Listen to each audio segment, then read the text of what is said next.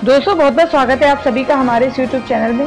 दोस्तों इस चैनल पर अब तक के सबसे बड़ी खबरों की अपडेट्स आपको मिलती हैं, इसलिए आप रेड बटन दबाकर आप चैनल को सब्सक्राइब कर लें और बेल आइकन को भी जरूर प्रेस कर दें, जिससे कि आपसे किसी भी तरह की न्यूज मिस ना हो। तो दोस्तों बढ़ते हैं आज की पहली बड़ी खबर की ओर। जी हाँ दोस्तों, आज की पहली बड़ी खबर है कि पीएम मोदी की मुरीद हुई चीनी मीडिया, बताया नेहरू से भी लोकप्रिय। जी हाँ दोस्तों, चीन की मीडिया ने भारतीय जनता पार्टी मोदी को जमकर महिमा मंडल किया है। चीनी मीडिया का कहना है कि पीएम मोदी ने अपने 5 वर्ष के शासनकाल में भारत चीन रिश्तों को कोई नई ऊंचाइयों पर पहुंचाया है।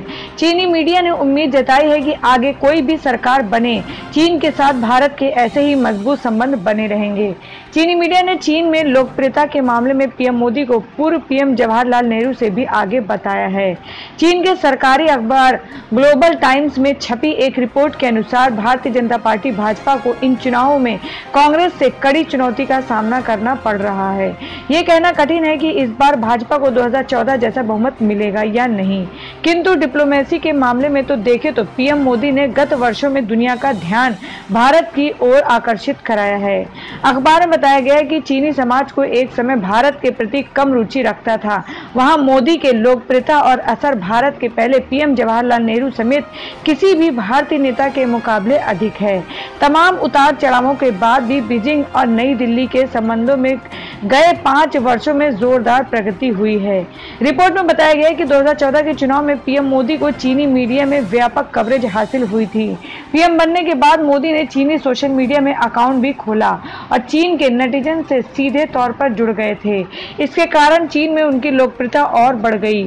पीएम मोदी के कारण चीनी मीडिया ने भारत का कवरेज बढ़ाया और अब चीनी समाज अपने इस पड़ोसी मुल्क पर अधिक ध्यान दे रहा है।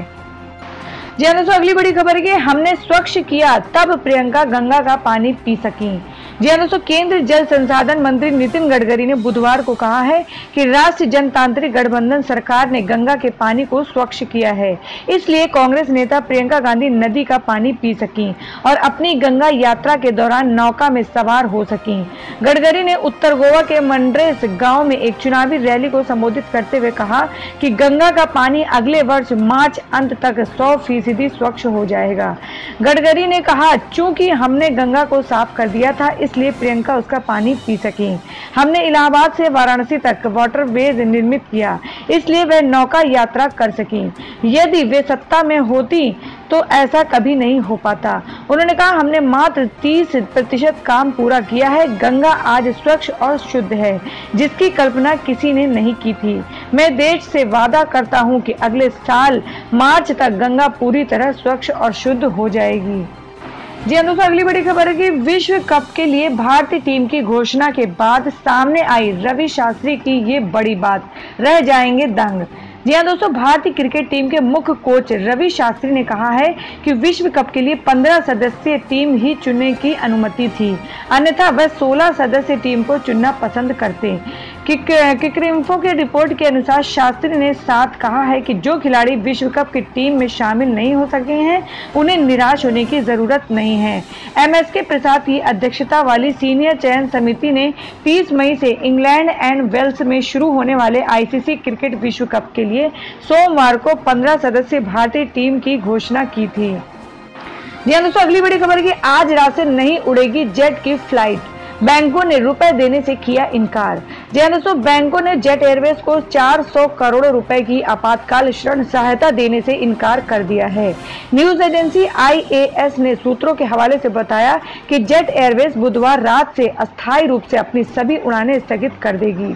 यह निर्णय उसने संचालन के जरूरी न्यूनतम अंतरिम कोष 400 करोड़ रुपए जुटाने में विफल रहने पर लिया है। कर्ज नहीं मिलने से एयरलाइन पर बंद होने का खतरा मंडराने लगा है। दोस्तों, अगली बड़ी खबर है कि पीएम मोदी ने मीडिया में प्रचार के लिए सफाई कर्मियों के पैर धोए। दोस्तों, कांग्रेस अध्यक्ष राहुल गांधी ने बुधवार को प्रधानमंत्री नरेंद्र मोदी पर आरोप लगाया कि उन्होंने प्रयागराज में फरवरी में सफाई कर्मियों के पैर मीडिया में प्रचार पाने के लिए धोए थे, जबकि उनके पास सफाई कर्मियों की समस्याओं में ना तो रुचि है और ना उनके लिए उनके पास समय है। गांधी ने एक ट्वीट में कहा कि दुर्भाग्यवश फोटो खिंचाने के अलावा उन लोगों में ना तो उनकी कोई रुचि है और ना तो उनके मन की बात सुनने का उनके पास टाइम है, जिनके उन्होंने पैर धोए हैं। गांधी ने ट्वीट के साथ ये ये कहते हुए एक डॉक्यूमेंट्री भी पोस्ट की है कि यह उन पुरुषों और महिलाओं की कहानी बयां करती है जिनका इस्तेमाल उनके मेड फॉर मीडिया इवेंट पैर धोने के लिए किया गया था। मोदी ने अपने प्रयागराज दौरे के दौरान सफाई कर्मियों के पैर धोए थे और उन्होंने अग्निशमन कर्मियों, सुरक्षा कर्मियों को कुंभ मेले में उनकी सेवाओं के लिए स्वच्छाग्रही सम्मान से सम्मानित किया था। जी हाँ दोस्तों, अगली बड़ी खबर की भोपाल से साध्वी प्रज्ञा देंगी दिग्गी को टक्कर। विदिशा से सुषमा स्वराज के स्थान पर रमाकांत भार्गव होंगे भाजपा प्रत्याशी। जी हाँ दोस्तों, भारतीय जनता पार्टी ने आज मध्य प्रदेश की भोपाल संसदीय सीट पर लंबी प्रतीक्षा के बाद साध्वी प्रज्ञा सिंह ठाकुर को अपना उम्मीदवार घोषित कर दिया। साध्वी प्रज्ञा का मुकाबला कांग्रेस प्रत्याशी और पूर्व मुख्यमंत्री दिग्विजय सिंह से होगा। इसके अलावा विदिशा से रमाकांत भार्गव, गुना शिवपुरी से केपी यादव और सागर से राज बहादुर सिंह के नाम पर मुहर लगाई गई है।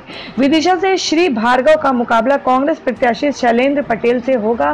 सागर संसदीय सीट पर श्री सिंह के मुख्य प्रतिद्वंदी कांग्रेस में प्रभु सिंह ठाकुर हैं। वहीं गुना शिवपुरी संसदीय सीट पर श्री यादव को कांग्रेस महासचिव ज्योतिरादित्य सिंधिया से चुनौती मिलेगी। पार्टी की ओर से जारी आज की इस सूचना में भी इंदौर से सीट को होल्ड कर रखा गया है। इसके साथ ही इंदौर प्रदेश की एकमात्र वह सीट रह गई है जिस पर भाजपा ने अपना दावेदार नहीं घोषित किया है। कांग्रेस ने यहां से पंकज संघवी को मैदान में उतारा है। इंदौर में वर्तमान सांसद और लोकसभा अध्यक्ष सुमित्रा महाजन चुनाव नहीं लड़ने की घोषणा कर चुकी हैं। जी हाँ दोस्तों, अगली बड़ी खबर के चुनाव प्रचार से विरत सीएम योगी आदित्यनाथ। धर्म यात्रा पर योगी ने अयोध्या में रामलला के दर्शन कर दलित के घर जाकर किया भोजन। जी हाँ दोस्तों, लोकसभा चुनाव में भड़काऊ बयानबाजी के आरोप के कारण चुनाव आयोग का 72 घंटे का प्रतिबंध झेल रहे उत्तर प्रदेश के मुख्यमंत्री योगी आदित्यनाथ बुधवार को धर्म यात्रा पर रहे।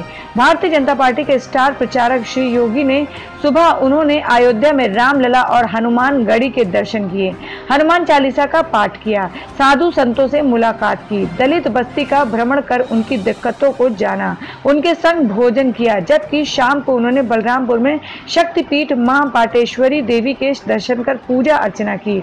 लखनऊ में सुबह दिव्यांग छात्रों से मुलाकात करने के बाद श्री योगी अयोध्या कूच कर गए, जहां सबसे पहले वह दलित बस्ती सुतहटी पहुंचे और प्रधानमंत्री आवास योजना के लाभार्थी महावीर के आवास पर गए और परिवार के लोगों के साथ भोजन किया। श्री योगी ने उनसे पूछा कि प्रधानमंत्री आवास मिलने में किसी तरह का पैसा तो देना नहीं पड़ा।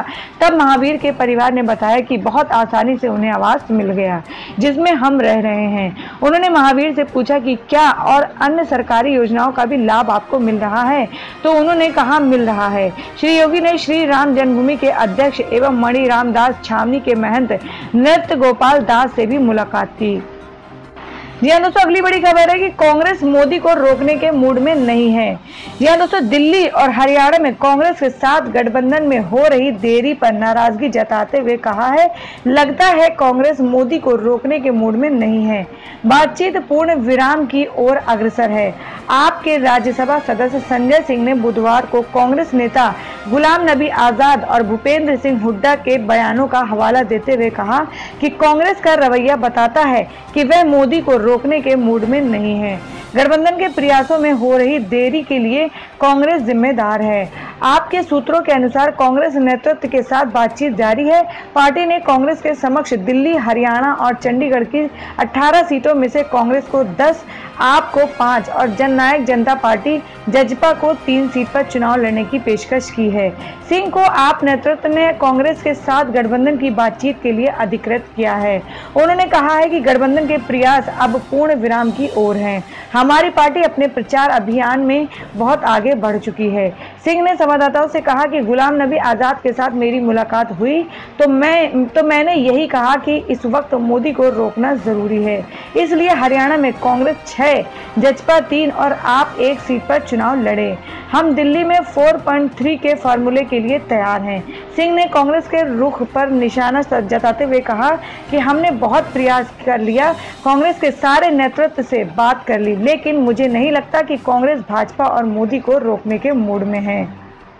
जी हाँ दोस्तों, अभी भी एक और बड़ी खबर आ रही है। आतंकियों ने सीआरपीएफ के कैंप पर किया ग्रेनेड हमला। जी हाँ दोस्तों, बुधवार को जम्मू कश्मीर में पुलवामा जिले के त्राल में आतंकियों ने सीआरपीएफ के कैंप पर ग्रेनेड से हमला कर दिया। इस हमले में सीआरपीएफ के एक जवान को घायल होने की खबर है। समाचार एजेंसी एनएनआई के मुताबिक आतंकियों ने पुलवामा जिले में त्राल के नोवदल में स्थित सीआरपीएफ के कैंप पर ग्रेनेड से हमला कर दिया। इस हमले में सीआरपीएफ का जवान घायल हो गया। खबरों से मिली जानकारी के मुताबिक घायल जवान को इलाज के लिए अस्पताल में भर्ती कराया गया। इसके इन इलाकों को सुरक्षा बलों ने चारों ओर से घेर लिया है और आतंकियों की तलाश जारी है। फिलहाल अधिक जानकारी का इंतजार है। जी हाँ दोस्तों, अगली बड़ी खबर है कि टिकटॉक पर प्रतिबंध का फायदा नहीं, शेयरिट के जरिए ऐप को कर सकते हैं साझा। यहाँ दोस्तों, भारत में करोड़ों लोग टिकटॉक का इस्तेमाल पहले से ही कर रहे हैं और उन सबके पास इस ऐप को अन्य के साथ साझा करने का विकल्प है। इसलिए गूगल प्ले स्टोर और एप्पल ऐप स्टोर पर इसकी पहुंच को रोकने का वांछित नतीजा नहीं निकलेगा। ऐसा विशेषज्ञों का कहना है कि टिकटॉक बच्चों में भी काफी लोकप्रिय है, लेकिन पोर्नोग्राफिक कंटेंट में भी प्रसार को लेकर इसकी चौतरफा आलोचना हो रही है। गूगल और एप्पल ने सरकार के अनुरोध के बाद चीनी शॉर्ट वीडियो शेयरिंग ऐप के डाउनलोड पर रोक लगा दी है। मार्केट रिसर्च फर्म टेक-एआरसी के मुताबिक लेकिन कई ऐसी तकनीक उपलब्ध है जिससे इस प्रतिबंध का असर नहीं होगा।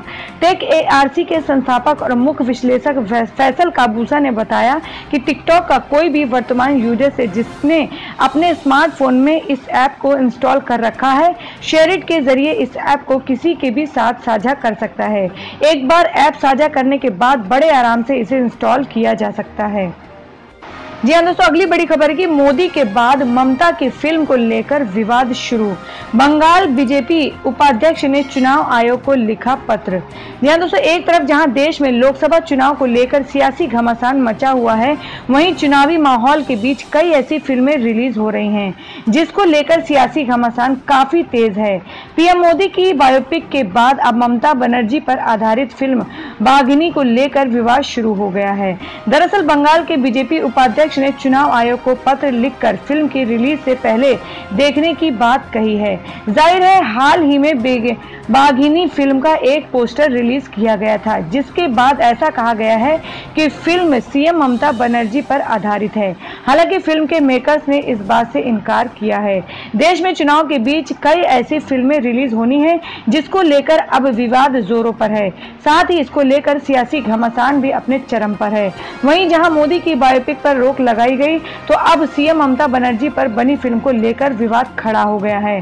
दरअसल बंगाल भाजपा के उपाध्यक्ष ने चुनाव आयोग को पत्र लिखकर कहा है कि फिल्म की रिलीज से पहले इसको देखने के लिए कहा है। दरअसल बाघिनी नाम एक फिल्म को लेकर विवाद शुरू हो गया है। ऐसा कहा यह ममता बनर्जी पर आधारित फिल्म है, लेकिन फिल्म के मेकर्स ने इस बात से इनकार कर दिया है। अब देखना होगा कि आखिर चुनाव आयोग इस फिल्म पर क्या निर्णय लेता है। पोस्टर सामने आने के बाद यह फिल्म काफी चर्चा में बनी हुई है। तो दोस्तों, इसी तरह से खबरों से संबंधित सवालों के लिए हमें कमेंट करके जरूर बताएं और अब की आप भारत में प्रधानमंत्री के रूप में किसे देखना पसंद करते हैं उसे भी कमेंट बॉक्स में जरूर लिखें और अपने राज्य का नाम कमेंट में जरूर लिखें जिससे कि आपसे किसी भी तरह की न्यूज मिस ना हो। और अगर आपने हमारे चैनल को सब्सक्राइब नहीं किया तो रेड बटन दबाकर हमारे चैनल को जरूर सब्सक्राइब कर लें और बेल आइकन को भी जरूर दबा दें।